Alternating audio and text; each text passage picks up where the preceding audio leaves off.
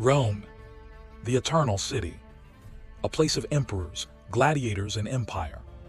But every empire has a beginning, and Rome's birth is one of the most dramatic origin stories in all of history. Myths and legends. It all starts in the ashes of another fallen city, Troy.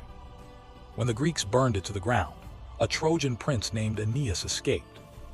The legend says he carried his father on his back and led his people across the sea.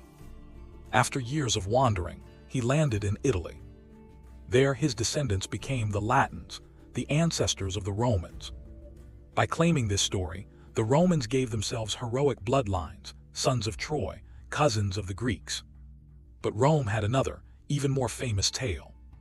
Two twin brothers, Romulus and Remus. Their mother was a princess, their father the god Mars. Jealous rivals ordered the Bobbies drowned in the river Tiber. But fate had other plans. A she-wolf found the infants and nursed them in her den, until a shepherd raised them as his own. When they grew, the brothers vowed to build a city. But brothers fight.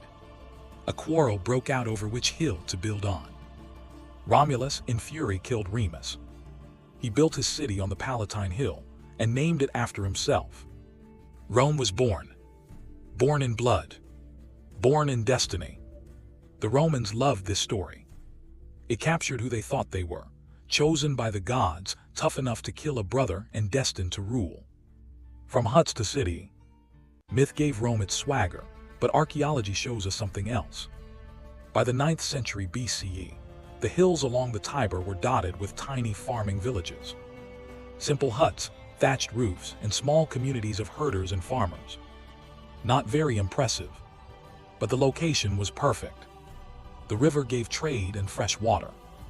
The hills offered defense, and Rome sat at a crossroads between northern and southern Italy. A humble start, but a strategic one. The Etruscan kings. By the 7th century BCE, Rome came under the influence of the Etruscans, powerful neighbors from the north. The Etruscans changed everything. They drained the swamps. They built temples and stone walls. They laid out the Forum, the heart of Rome. They gave Rome its first kings. The Romans later remembered 7 kings. Romulus the founder, Numa the lawgiver, Tullus the warrior, Ancus the builder, and then the Etruscans, Tarquinius Priscus, Servius Tullius, and Tarquinius Superbus. Rome was becoming more than a village. It was a true city. But kings have a problem. They want too much power.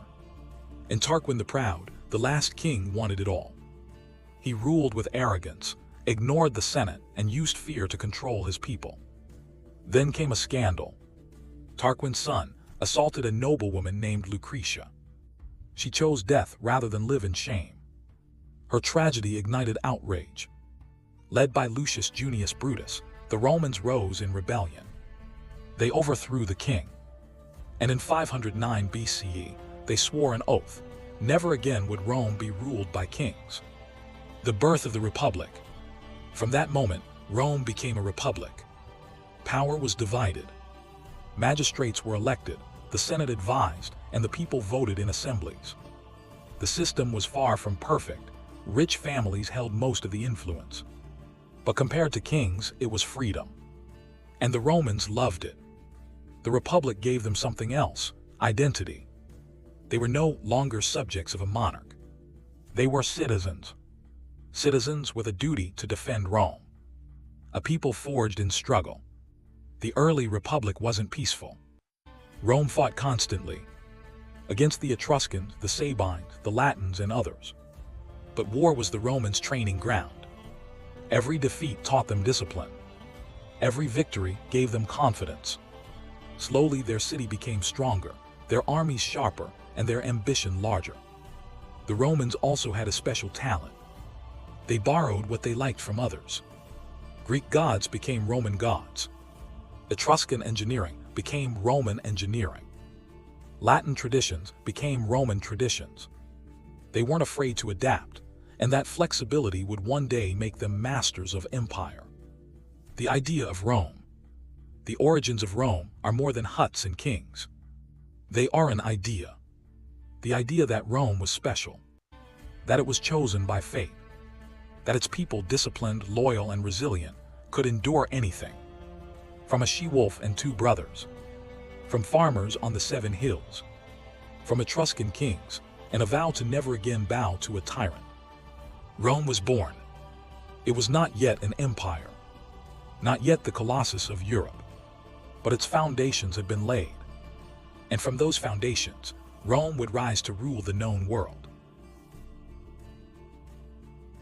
For all your must-have gadgets and accessories, make sure to check out Tech Essentials.